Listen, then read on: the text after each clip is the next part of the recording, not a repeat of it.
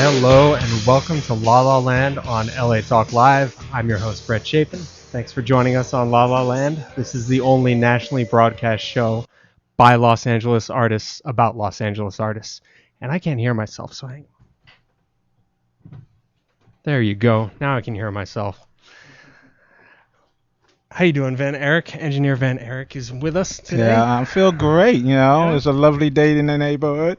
We got a lovely guest here today, so We do. I'm looking forward to it. Me too. We got kind of a solo show, one guest show today. That's all right. That's Good where we can stuff. give her our undivided attention. Absolutely. And we are speaking, of course, about the very talented film, television, and theater actress, Deborah Puette. Thank you for joining us, Deborah. Thanks for having me. Excited to have you on for the entire hour today because I think even with the entire hour, we probably won't get through everything that you're working on, but We always ran out of time before, so. we'll try. Yeah. Well, this will be easier because there's not 25 minutes of commercials, so that should help. Excellent. Yes. But before we get to even scratching the surface on what you have going on, I wanted to let everyone know what's going on with our co-host search. We have had 3 very talented guest co-hosts over the last 3 weeks, and we're taking a little break this week, and we're having 2 more come in. And on December 23rd, their segments and their submission videos are going to be posted on our Facebook, and our audience is going to go on and vote for their favorite by liking either the submission video or the person's individual episode. Cool. Yeah, so those will be tabulated, and the voting will end at midnight on January 1st in the new year, and whoever has the most likes is going to be our new co-host. Very So we're excited for that. exciting. Yes, we've got Wendy Taubman and Bonnie Slutikoff coming in over the next couple weeks. So can't wait to have them on. Exactly. Good stuff. So Deborah, let's talk about you. You have a lot going on right now, and I want to get into that, but I wanted to start off with maybe how you got started with acting. Was there a particular moment or an event, or how did you begin? Oh my God. Yeah. Do you remember? I hope Micah McCain's listening because there was that horrible story I told about seeing the musical over there. I won't tell that right. story again. Really, I think where it started for me was I had moved. I honestly forgot that story. I'm not trying to get you in trouble. Micah does not let me forget that story. I'm sure. Hey, Micah. Really, what it comes down to is I moved to Chicago. Mm-hmm. And was working there in an advertising agency called Ogilvy and Mather. I was really unclear about what I wanted to do with my life, and I had a performance background. I was a dancer, and I certainly always loved theater and movies, but I came from a little town where people don't really do that. Like the idea that you would be an actor for a living just never really came up. And so, but when I was in Chicago, I was working for this advertising agency and seeing them produce commercials and seeing headshots come across the desk. And then I was seeing the great theater that was there. And it became clear to me that actually I was in a place where people did act for a living. So I just started taking some classes, and I got really lucky really early, and I was cast in a world premiere play called The Glory of Living. It was really green, and but the director took a chance on me, and it ended up really changing my life completely. Mm-hmm. The play went on to be nominated for the Pulitzer Prize a couple of years later, and I was awarded. Chicago has the Joseph Jefferson Awards and citations, depending on whether it's a union or non-union play, and I won that for my lead performance. And from there, I just really went from show to show to show, and learned by doing, as opposed to studying, which is not that it's better or worse. It's just how it happened for me. Mm-hmm. I really learned on stage by watching these wonderful professionals that I was working with and the directors I was working with. Absolutely. And it seems like you're an actor that's constantly working. I mean, I always see you either in a television show, in a film, something. And by the way, I should say, if you have any questions for Deborah Puette, give us a call at 323-247-7443. But you always are acting. What is it that motivates you to just keep on going and be consistent with that? There's nothing I like to do like I like to do this. I mean, it might seem like I'm always doing things, but I guess it doesn't feel that way to me. And so I'm constantly like I write now. I've written a short film that I'll be producing and starring in coming up this year. We can talk about that a little bit later if you want. Yeah. I have been really busy in theater, and I have been doing a couple, 2 or 3 shows a year, and that is a lot, you're right. But there's always more, there are always like, there are roles on film I would love to play and roles on television I would love to play. And so it's funny that from the outside, it may seem like I'm always working. And to me, I feel like I'm always looking for work. Well, the audition process is addicting, isn't it? And I mean, for me, I feel like it is. But I actually love to audition. Yeah. It's how I spend. I mean, I really think that that's our job as actors. The job really is to do the audition. Getting the work happens, so it's not few and far between, but it's unpredictable, really. Mm-hmm. And what I can count on is that I'll have auditions. And so it's my job really to be as prepared as I can and to make, I always look toward booking the room as opposed to booking the job, because sometimes the job isn't yours. There's somebody out there who's going to do it better, or they look more right for the part or whatever. Right. So you can't control that. I can't control that. So what I can control though is showing those people in the room exactly what I do, so that when something comes around that is my part, they think of me for it.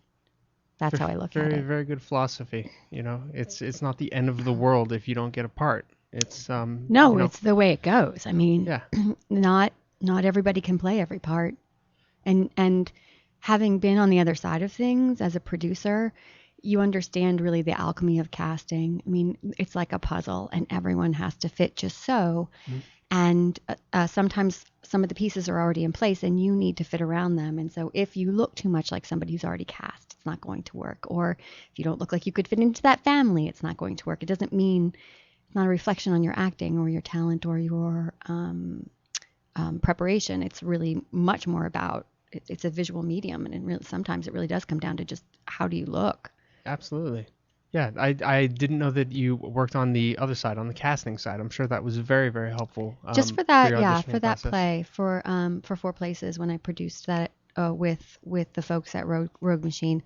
But I mean, I've also worked as a reader in auditions here and there, and that's a really great experience. And I would encourage any actors who are interested in understanding what the casting process is like from the other side to do that, because you really start to see that it's not personal at all. And you also see what actors do in the room that works. You see what actors do in the room that sort of works against them.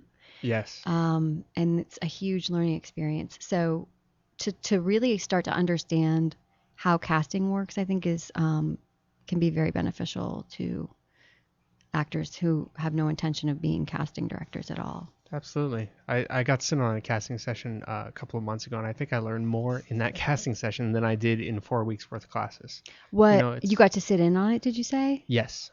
Yeah. Just sitting in it. It was a theater casting session. But, you like you said, you got to see what people did wrong, what people did right. And it really it helped me put that toward my own auditions, that knowledge. So, yeah, I think it's really helpful. But you work on a ton of stuff. Right now you're opening a show that's about to open tomorrow, right? At the Mark Taper Forum? Yes, I am. I'm working on Other Desert Cities. I am actually understudying the one of the lead roles. Her name is Brooke. And for people who know the play, it's about a woman who comes home to her family having written a memoir about their experience.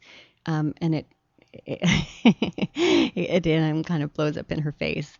And so that's the character that I'm understudying. Mm-hmm. An actress named Robin Weigert is playing the role, and she's lovely in it. And it's a really beautiful show written by John Robin Bates and directed by Robert Egan at the Mark Taper Forum. And we open tomorrow night. Excellent. Break a leg. That's Thank you. fantastic. Yeah, I think it's a beautiful, beautiful production. The audiences really seem to be responding to it. We actually had Joy Meads in here last week from Center Theater Group talking about other desert cities. I didn't realize that you were in it. Fantastic. Yeah. And you just finished work on Oz, Tim Burton's Oz. No, Excuse me, actually, Sam Raimi. Sam Raimi. Yeah, Yes. that was about a year ago now that I finished working on it, but it's not coming out until March. This March, I think 8th, maybe Mm-hmm. 2013. What'd you do in that? I know what I can say. I can say some. Okay. I play a resident of in Glinda's city. I play one of the quadlings. The movie is based on source material, the bomb's source material that comes before the actual Wizard of Oz that we know. So this tells the story of how um, the wizard became the wizard, how he stepped into that role, and in the course of it, he meets the different people who live in Oz, and the Quadlings are one of those groups, and they're described as being simple folk, I guess. How fun. And so I play one of them, and I spent a couple weeks over there in Michigan. They have a brand new state-of-the-art studio outside of Detroit, and these stages that they built in were just amazing. And it is 3D, so there's a lot of CGI, but the sets were actually built and gorgeous, and the costumes are incredible. And I've seen there's some trailers out now that people can see, and I have seen glimpses of me in the trailers, but like most things, I won't know if my character made the final cut until I see the premiere. Right. So we'll find out. We got our fingers crossed for you, for sure. Yeah, but it's quite a spectacle, this movie, and I think it's going to be really it has a great deal of heart in it too. What was it like working with Sam Raimi? That must have been an incredible experience. What type of director is he? He's a very thoughtful director. Yeah. He's very quiet. He, when he's giving notes to an actor, he's the type of director that will sort of pull them aside and whisper, in their ear, and keep everything very private. And then when he talks to the group, there were hundreds of us, including extras, and he was very clear with everybody about what he wanted to have happen. I mean, I think sometimes that the job of talking to the extras will fall to the assistant director or someone else. Mm-hmm. But Sam really took that on himself, and he gave really, really specific and clear acting notes to the entire group. And like I said, it was a lot of people. Not all of them were professional actors, I think.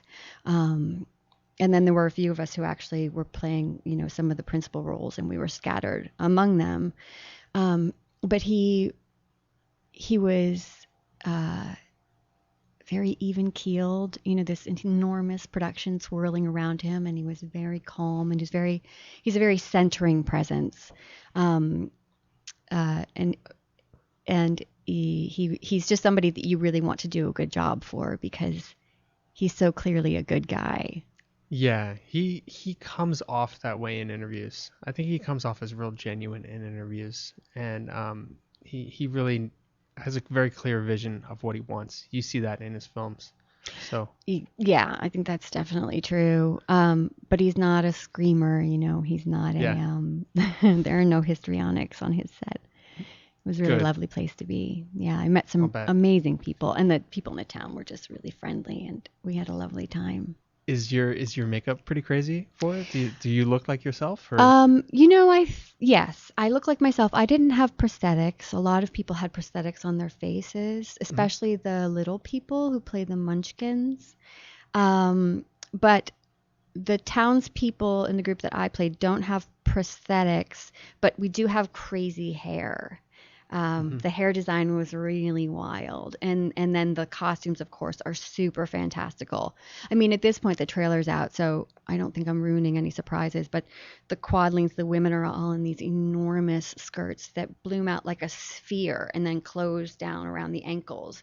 So it was like hard to even get through doors because my costume was huge, Funny.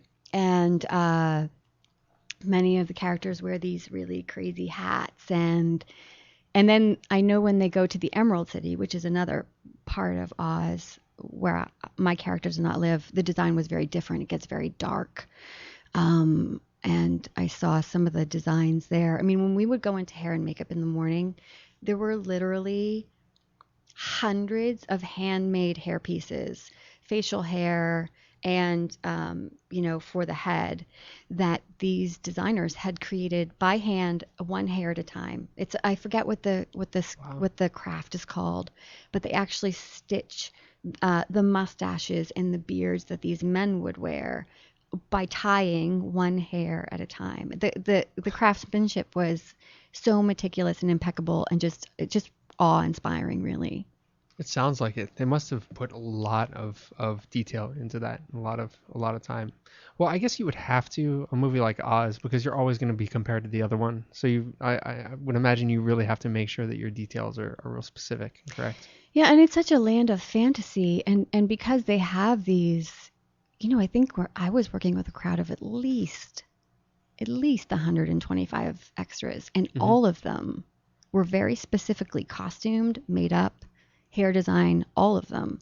It's not like you're in a baseball stadium, shooting something in 2012 and everybody just wears their own clothes. I mean, the amount of work that went into this is, like I said, awe-inspiring. I can't wait to see it on the screen. I think it's going to be just gorgeous. Me too. It sounds like a great movie. And you have your piece of yellow brick road. Yeah, I actually brought a visual aid. So they sent the cast gifts, and I don't know. Can you see this on the camera? Yeah, So it's a yellow brick, and it says Oz the Great and Powerful, and then it's numbered, I guess, depending on how many they actually gave out. They sent that along with a coin from the kingdom, a gold coin with Oz's face and some kind of a saying on it. I forget what it says.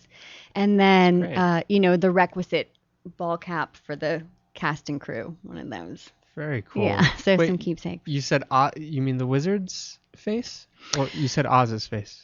Is Oz a character? The wizard. The wizard. Okay. I mean, they call him Oz. They call him Oz. Yeah. Yes, Like the that's great and powerful Oz. Yeah. Oh yeah. They that's shorten right. it too. They shorten it They to did. Oz. Yeah. That's right. And Well, James cool. Franco plays the wizard in the movie. How cool. Who else is in it that I might recognize? Michelle Williams plays Glinda. Great. Rachel Weisz plays, I think it's Evanora. There are two witches who are sisters, played by Rachel Weisz and Mila Kunis. Yes. One plays the evil witch, and the other one is the good witch. All right. I can't. Yeah, She can't something say. happens. Yes, something happens. This Something is happens, Wicked and there's all a over again. transformation. Yeah, it's different than Wicked because I think Wicked was largely imagined based on the characters, but this is actually from earlier books. The That's earlier right. books, yes. Because Yeah. when I was in elementary school, we read several books of The Wizard of Oz from the one that's been televised years ago, and then after she left, suppose that came back and visited again. That's right. And so on and so forth. So it was several books of that Very cool. story. Yes. Oh, who plays Dorothy? There is no Dorothy in this There is one. no This Dor- predates oh, this is Dorothy. before Yeah, Dorothy. Okay. yeah. That's what made it so cool.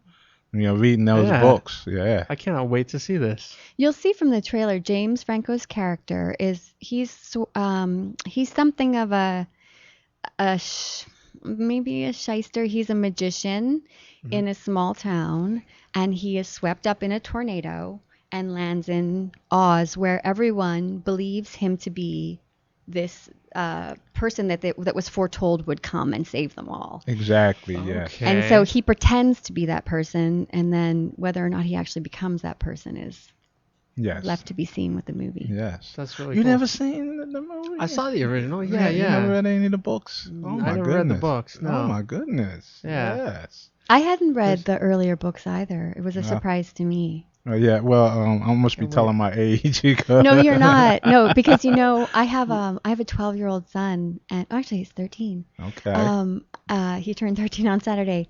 One of his dear friends was so excited I was in this movie because she has read all of these books, so she knew all about the quadlings and she knew all about everything before Yes. I even went to shoot. That's So awesome. the kids are still reading them. That's great. That's great. How Yes. long were you out there shooting it? Couple weeks. A couple weeks. That's Yeah. fantastic. Mm-hmm. So check it out on March 8th. You said. March 8th. Check it out on March 8th. And we'll guys. find out if I'm in it. Yeah. I'm sure you're in it. You never They'd know. have to be crazy. You Come never on. know.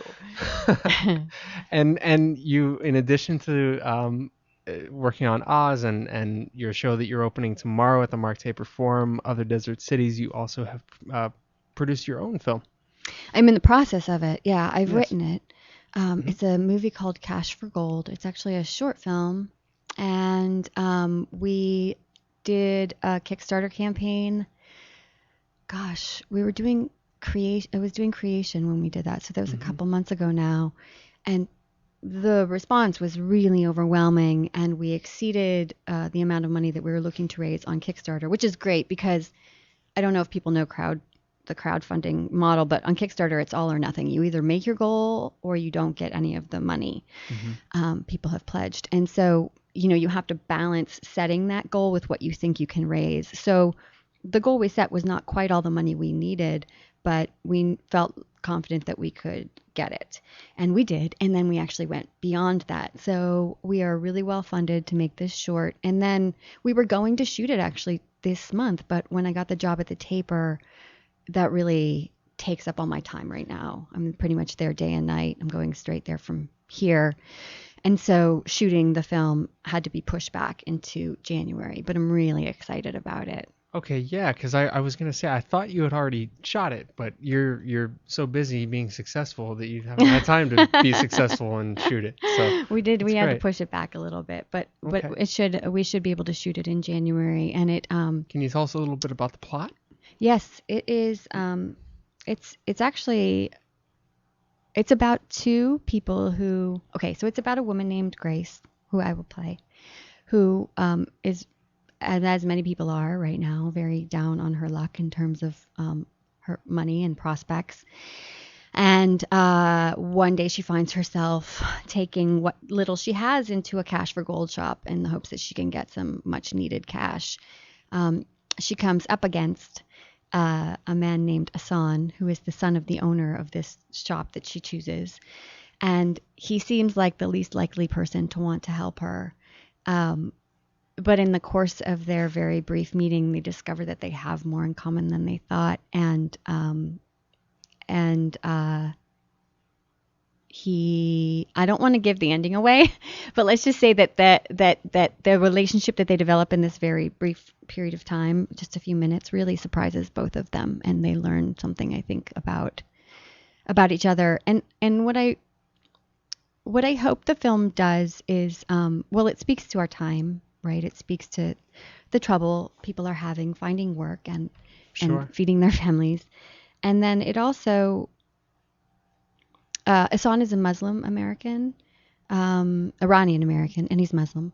And Grace is me. And so, at the front of it, it looks like they don't have a lot in common, and they actually believe that. And what I hope the film reveals is that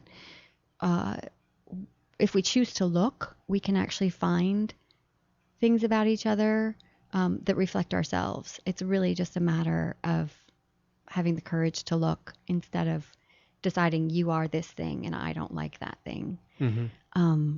So that's what the movie's about. Very good. I love your poster in the front. It's a shot of you and a shot of him, and it says what does it say? What do you see when you really look at this? Something like that.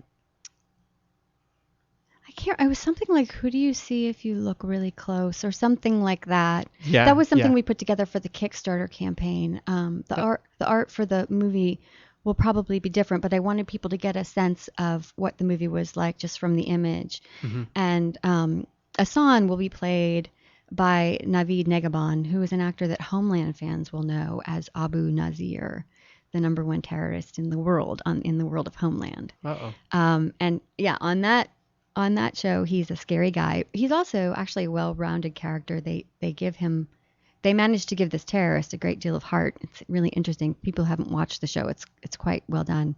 Yeah. But you know, he looks like the pictures we see of the people we're supposed to be afraid of. It's interesting talking to Naveed. You know, when he's doing this role, he has to have like the full-on beard and he has to look like Abu Nazir, and he goes through security in the airports, and it takes a little extra time Sure. every time because Just he because looks of how he this looks. way. Yeah. And we understand that, right? We understand why we have the fears we have, but also he's just Naveed Negahban, right? He's a really Right. good guy. So I'm really excited to work with him. He's just a lovely human being and a wonderful actor. And It's be great. Yeah. Where can people find information about that when well, anytime, really. information about everything that I'm up to, I is pretty much on my website, which is deborahpuette.blogspot.com. And so if they just Google my name, that will come up. And there's stuff there about the movie now. There are some interviews there with Naveed. And as stuff happens, I post, you know, what's going on with me in the world of writing and acting. Deborah Puette at .blogspot.com. Yeah, .blogspot.com. But again, like if they just Google Deborah Puette, they'll find it. It's one of the first links that comes up, I think. Perfect. Yeah. Check it out, guys, for any information on anything that Deborah is working on right now. We're going to take a break, right? What the heck? We'll take a break. We're going to be back to talk a little more with Deborah Puette, film, theater, television actress. If you have any questions for her, make sure you give us a call at 323-247-7443, 323-247-7443. We'll be back on La La Land on LA Talk Live. Welcome back to La La Land on LA Talk Live. I'm Brett Chapin. That's Johnny Cash, and that's engineer Van Erich. We are talking with the lovely and talented Deborah Puette, actress. If you have any questions for Deborah, make sure you give us a call at 1-800-323. Oh, excuse me. Give us a call at 323-247-7443, 323-247-7443. And Deborah, we were just talking to you about all the amazing things that you're doing, staying busy with acting, film, and theater. Can you tell us a little bit about, you just a couple months ago closed a show at the theater at Boston Court called Creations. I went and saw it. It's an excellent show. Can you tell our audience a little bit about that? Yeah, Creation was a world premiere, actually, directed by Michael McKetty and written by a playwright named Catherine Wallet. And it tells the story of an evolutionary biologist and his wife. And on his 40th birthday, he is struck by lightning, and she revives him. She's a doctor, pathologist. She manages to revive him and get him to the hospital, and he's fine. It looks as if he has suffered no kind of long-term damage. You know, she resuscitated his heart, and he goes home. But shortly thereafter, he starts to hear music in his head, like fully formed symphonies that don't exist. And then he becomes fascinated by music, and he seeks out the counsel of a young composer, and they develop a very close bond, and then begins to hear this music, and of course starts to question his sanity, and starts to question really the meaning of creation, and where do these things come from. And you know, this formerly very atheistic man starts to wonder, like, is there a God, or is there a higher power? What is out there? What could be creating this thing? Yeah.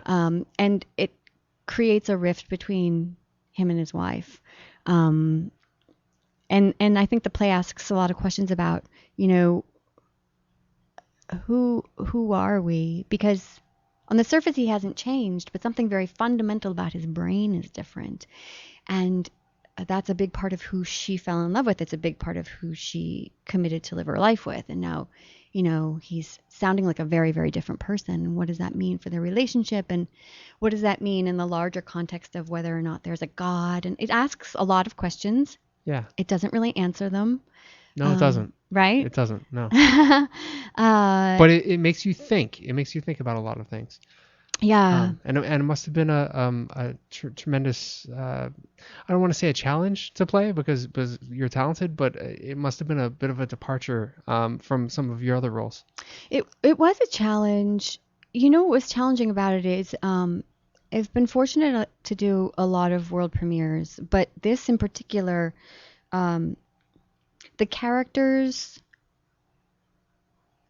a part of I think what makes the play interesting is that the characters don't always do the right thing.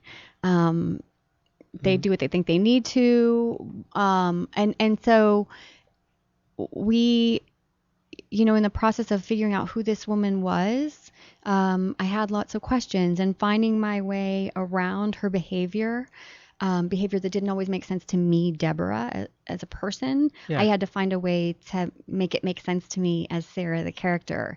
That was challenging. I really enjoyed it. It was also fun to play. She's a very smart woman who doesn't suffer fools gladly.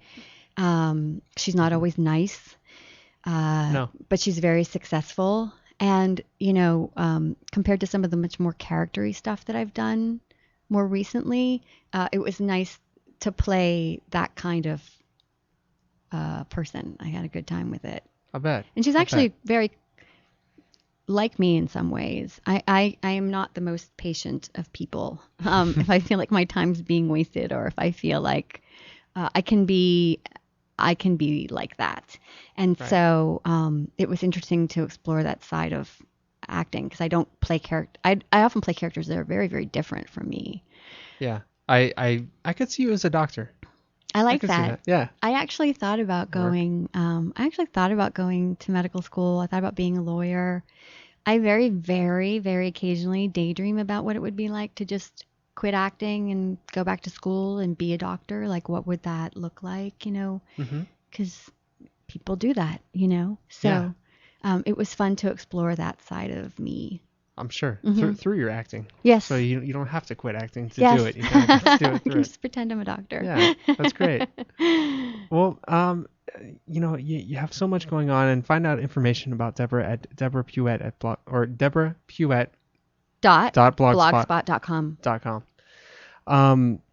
I want to talk to you a little bit about, because you've been a theater actress for quite a number of years in Los Angeles, and I wanted to talk to you a little bit about how you think from the time that you started to now, how do you think the theater scene in LA has changed? Oh, wow. There's been, I know it's kind of a broad question, but Well, I don't know. I don't know how much the scene has changed. I feel like my place in it has changed. I've become a lot more connected to the people that are doing the kinds of work that really interest me. Mm-hmm. I guess no, I think it's probably fair to say it has changed. I think that people in the country are starting to recognize that Los Angeles is a very important theater town. Mm-hmm. When I moved here, I moved from Chicago, and I had very clear ideas, I thought, about the difference between the two. Chicago was a theater town, LA was not, in my mind. Mm-hmm. But of course, I moved here and found out that I was completely wrong, which makes perfect sense because so many of us have moved here from Chicago and from New York. And you don't have to have moved from those places to be a theater artist. That's not what I mean. But the places that we consider places where theater really happens, happens in quotes. Right. A lot of us are here. And a lot of really talented playwrights are here making new work. So I was mistaken, happily mistaken. And what I learned is that LA has as strong a theater community as I ever found in Chicago. Mm-hmm. I think the challenge for us is that we are so big and we are so widespread. It's not like you can just take the train somewhere, get off, and walk to any number of theaters to see a show. You have to plan your It's an event. You have to plan your trip. You have to get in your car. You have to drive across the town, across town. I mean, I know I'm doing it. I'm going from Studio City every night down to Center Theater Group. And, you have to plan for that on a Friday night. It takes some time, right? Absolutely. But I think in terms of how it's changed, maybe it's simply changed in the way that it's perceived. People are getting more of a handle on how important Los Angeles is to theater in the United States. Well, this is how I feel like it's changed, and you can let me know if you agree or disagree. But I feel like in the last, you look at the Hollywood area 20 years ago, and it was pretty run down. There wasn't really a theater district. There wasn't really a theater area, and I see the city and I see a lot of the cultural groups making improvements to the theaters in the area, making improvements to the area itself. And I think the effect of that is that it's given other cities a lot more respect for Los Angeles and given actors a lot more respect for the theater in this town because they see that other people are making an effort to improve it. That's interesting. That's a good point. Yeah. So I don't know. Do you think it's become harder or easier to audition as a theater actor in LA? Do you think that that's changed, or is that just pretty much? No, I feel like for me, the opportunities are growing, and I think that can be true for anybody as long as you get in there and get in the mix, and people start to know who you are, and you're doing good work. I think the opportunities grow because there's so much theater here. There's more theater here on a given night than there is in New York. Right, and that's what people don't know, I think. Yeah, and not all of it's great, but not all of the stuff that goes on in New York is great, right?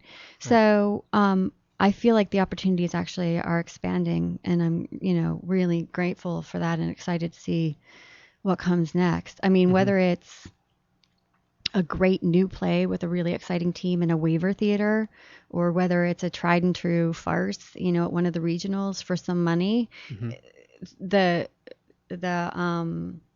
variance is great, but both of those options have things to recommend them to me, There's good things about both. Yeah. Yeah, absolutely. And we've talked a little bit too on the show about theater reviewers or theater critics, and how there seems to be a lot of papers are cutting back on theater reviews and theater critics.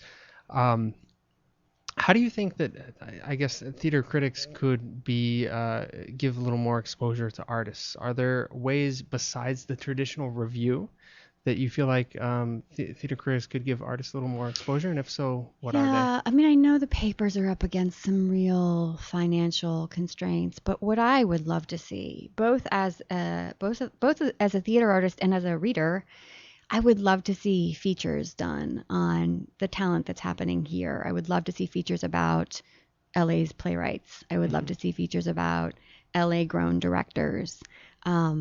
We have plenty of opportunity to read about what's happening in New York. The New York Times covers that very well.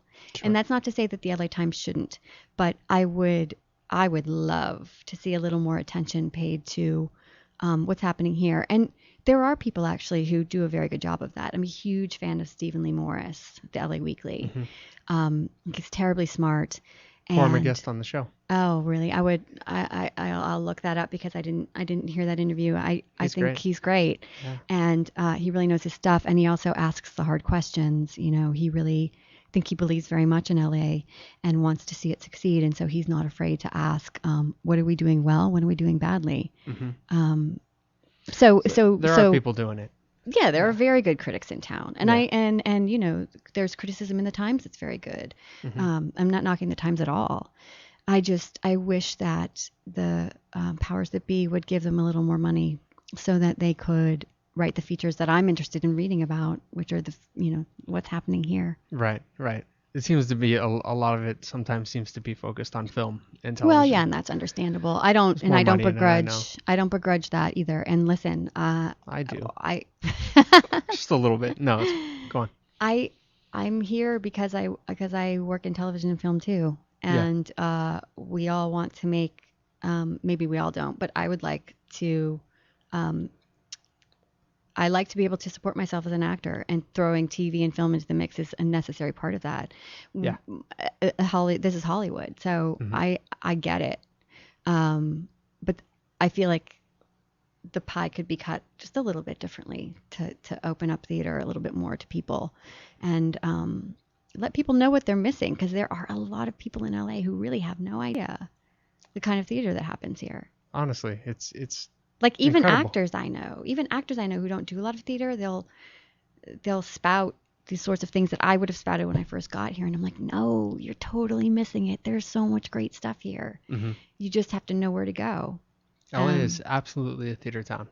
Yeah. I think the problem might be part of the problem, and I know now we have the theater district in Santa Monica Boulevard area, but we don't really have like a Broadway like New York has. We don't really have an area that's central. In Chicago, is there an area that's central for theaters? Do they call it something? Or It's been a while since I've been to Chicago. I don't feel like I can say. Is the theater district called anything, or it's I think that they do. I think that they do have a quote unquote theater district, but there are tons of theaters all over the place.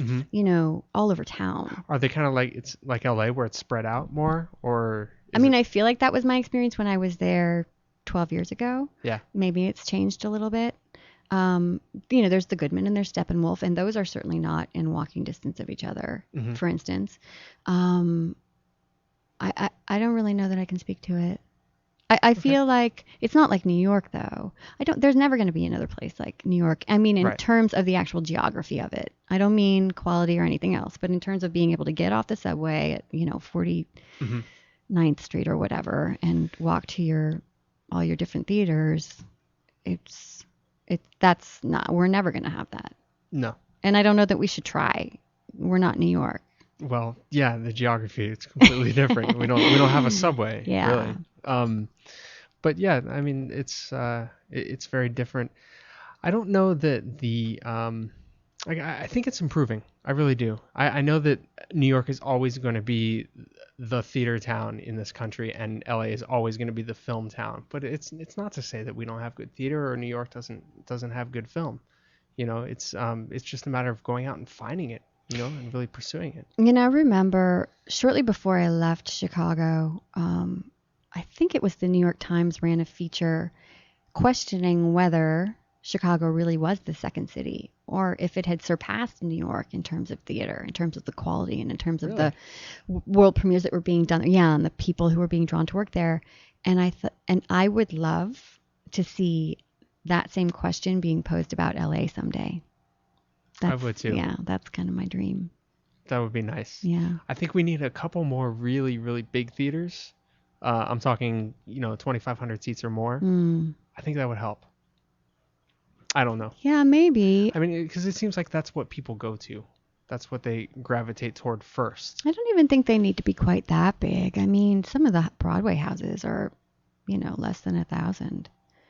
That's true. So, even something like the Mark Taper Forum, which I believe is less than 1,000, it's a good sized house. You get a nice group of people in there every night. But we all know that the arts, it's tough right now. It's tough. The Colony's having a hard time, and they're Absolutely. much smaller. Yeah. I just want to see good work continue to be done. I love the classics, but I'm so excited by new plays. And I also would love to see us move in a direction where the artists are being paid for their work on a regular basis. Sure. You mean you can't live on $12 a show? No, you know what? You can't actually. Wow. Imagine that. Yeah. Yeah. Well, it's interesting because I think it's a really historic and interesting time in the history of theater in LA in general, because we're starting this LA Theater Producers League, which I think is going to eventually lead to artists getting paid a little bit better in theater. They're doing a lot of things with the LA Stage Alliance. They're possibly starting a non-union LA Stage Alliance Ovation Awards. So, there's a lot of changes. But wait, say that last thing again? They're thinking about a separate Ovation Awards ceremony for non-union theaters in LA. Well, do these theaters have to be union to be at the ovations? Okay, let's get into this because this is a change that happened actually just this year. You don't need to be union. You do have to use the 99 seat contract. Oh, well, what's wrong with that? I mean, isn't that easy to use? It is, but not all theaters want to use it. For example, at Theater Palisades, they don't want to use the 99 seat contract. So starting this year, we were not eligible for Ovation Awards anymore, along with. What's the reasoning behind not wanting to use it? Do you know? I think there's a misconception about it that equity is going to come down hard on the theaters and come in and do checks and things like this. And I think some of the board members are just now beginning to realize through asking questions and through a couple of meetings that we've had with the non-union theaters that that's not the case. Equity doesn't come in and make sure that you have a bathroom within 100 feet. I mean, it doesn't work that way. So I think there's a little bit of a misconception about losing control of the theater. Interesting. That's my opinion. I could be completely wrong, and I could get board members calling me in an hour telling me that that's not what we think at all. But I'm not trying to get you into trouble. Yeah, no. But that's my opinion. But I think just not at our theater, but at non-union theaters in general, I think a lot of them are seeing the benefits of the 99 seat plan. Yeah. And seeing how it can help their theater. Yeah. So with that non-union theater Ovation Awards, there's a lot of changes that are going on with theater in LA. I think it's improving. No. It'll be interesting to see what happens. Yeah, I can't wait to see what happens with this Producers League too. So what advice would you give a young actor coming out to LA, starting off, they want to be an actor? Would you give them any advice? Yeah. I mean, gosh, people ask me, even my friends who do really well in television and film and want to get back into theater ask me these questions. It's funny. It doesn't have to be for new people. It might sound really basic, but I feel like if you want to know, if you want to be involved in the theater, you have to start getting involved in the theater, whether that means going to see shows and just seeing whose stuff resonates with you. I used to, I can't say I've seen the paper in a while, but Backstage, I think, is a great resource because there are lots of theater reviews in there, and you can start to get a sense of, not that the critics are always right, but we need a baseline somehow, So one person's opinion you could take is the critics from, say, Backstage, and start to see the shows they recommend and start to make a list of the companies that speak to you and then get involved with them. I mean, most of these places want people involved who want to be involved. If you start seeing a lot of shows at Boston Court and that really speaks to you, they are amazing people there and they can always use help. And I mean, they have they actually have a paid staff, but certainly there are ways to be involved. And so it's almost impossible to say, well, you should go to this theater, and this theater. What's really, because I don't know that you're going to like what I like. Mm-hmm. So people need to see the theater and they need to be involved in it. And then they need to start to immerse themselves in that community.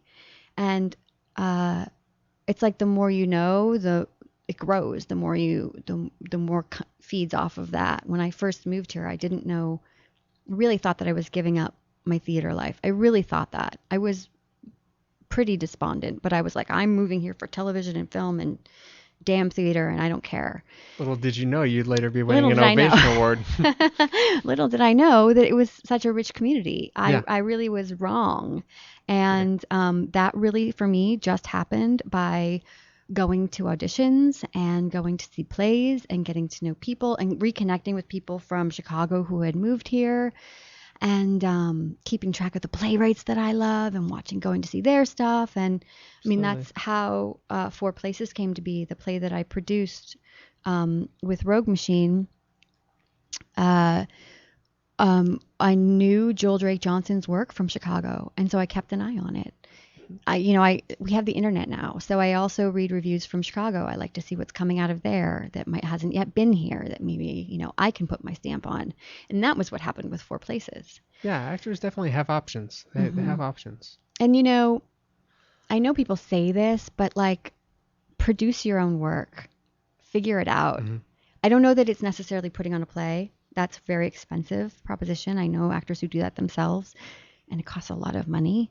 But, get together with actors and read the plays that speak to you, and make short films. Like this is not about getting into the theater community, but in terms of just being an actor in LA, if you wait for someone else to give you a job, you can wait a very, very long time. Yeah. And so why not create jobs for yourself? Or if you're not a writer, collaborate with someone who is. Like, find your tribe. People are shooting things on their iPhone that are getting 3-4 million hits on YouTube. It's crazy, right? Yeah, this is the age of advancement. Write the parts you want to play, or and just like I said, like, find your tribe is kind of my motto. Find the people who do what you want to do and do it well, and then get with them and work really hard. That's good advice. Thanks. So you find a magic lamp on the beach and you rub it, and a genie comes out and he says, "Deborah, I can give you anything you want in the next 5 years with your career. Anything can happen for you that you want to happen. Where do you want to be in 5 years?" I have recurring dreams about that Independent Spirit tent down on the beach. The Independent Spirit Awards that they give out. That's the night before the Oscars every year. Yeah. Like, all actors dream of an Oscar. And of course that would be lovely, wouldn't it? But for some reason, I would love to either write myself or collaborate with a writer. Somebody who's doing work that's really new and exciting, like Deborah Granick, who did Winter's Bone, for instance. That Jennifer Lawrence is a thing that most of us know Jennifer Lawrence from. It's Fantastic. Dark and it's gritty, and they probably shot it on a dime, but it's beautiful work. Great movie. I want to be doing lead roles and things like that. That's the tribe that I'm looking for, because those are the movies that really speak to me. Like, studio films are awesome, and I would love to do another Oz, and I would love to have a bigger part.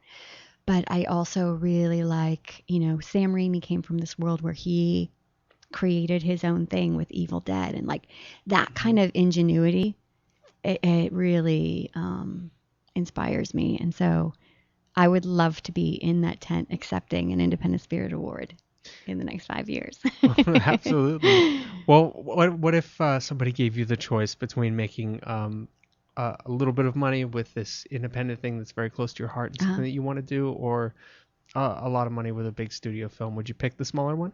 It would. I'd have to really know, like, the role and the people involved. Yeah. It's actually a horrible question. It's hard to nail down. Yeah. It's really hard to nail down, obviously. And it would depend on what was going on in my life right then. Like, does my kid need braces? Does my, right, you know right. what I mean? Like, There's what's so many happening? circumstances. But I'd like to do both. Yeah. I think part of what keeps it interesting for me is mixing it up, like playing these different kinds of characters and doing big movies and little movies and going on True Blood and then going on The Office, like, really, I like my life to be eclectic, and I hope the same for my career. Good answer. Thank you. DeborahPuette.blogspot.com. But before we run off, I did want to touch real quick on you worked on True Blood pretty recently. I did. Can you tell us a little bit about that experience? Yeah, it was dreamy. I was cast. I actually wrote a story about my audition because it was such a seminal event for me, because Alan Ball has been just like my creative idol for a very long time. And Yes. I got the audition and within hours had to be in the session. And it didn't even occur to me, I was so busy getting ready for it, that it didn't even occur to me he would be there. And when I walked in the room, he was, and he led the session, and, we had this tiny collaboration together.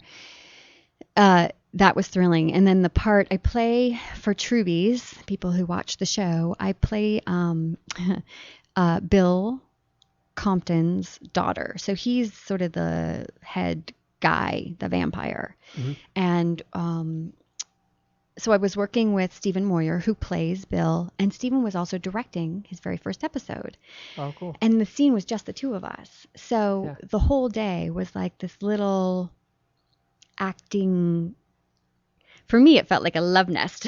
I don't mean romantic, but it was just the two of us, really. Yeah. And then the writer would occasionally, Mark Hudis would occasionally like give direction through Stephen, but I barely talked to anybody else that whole day. And I was in bed for the scene. It's a death scene of sorts. Yeah. And so it was really this lovely little collaboration with Stephen, and he could not have been kinder, more professional. Like you would never have known it was his first episode to direct. The fact that he was doing that and acting in the scene was really impressive to me. And the whole crew couldn't have been nicer. It was a very dreamy experience. And the clip from that is actually on, and the story of the audition is on my blog at that address you keep giving. DeborahPuette.blogspot.com. Yeah. And it's also on YouTube. If you look up Deborah Puette, you guys should be able to find it there. Okay, good. Yeah. Deborah Puette, Thank fourth you so time much, guest on Brett La La Chapin. Land. Thank you so much for being here. Thank you. Oh, I love the ovation. Thank you. For any information, again, DeborahPuette.blogspot.com. Next week, we are going to be having Aaron Michael Sanchez and Kelly V. Dolan of NBC News Radio in here. We're really excited to talk to them. Maybe they can teach me how to host a show. And we are going to be having live music from singer-songwriter Kirsten Trammell. We're also going to be talking with theater director Lou Hauser. And we are going to be having our guest co-host number 4, Wendy Taubin. Until then, I'm Brett Chapin. That's engineer Van Erich. Yes, thank you. And that is actress Deborah Puette. Thanks so much. Thanks, Deborah. This is La La Land on LA Talk Live. Find us on Facebook at facebook.com/LaLaLandTalk, Twitter at twitter.com/LaLaLandTalk. Send us an email at lalalandtalk@gmail.com. La La Land Talk on LA Talk Live. We'll see you at the top.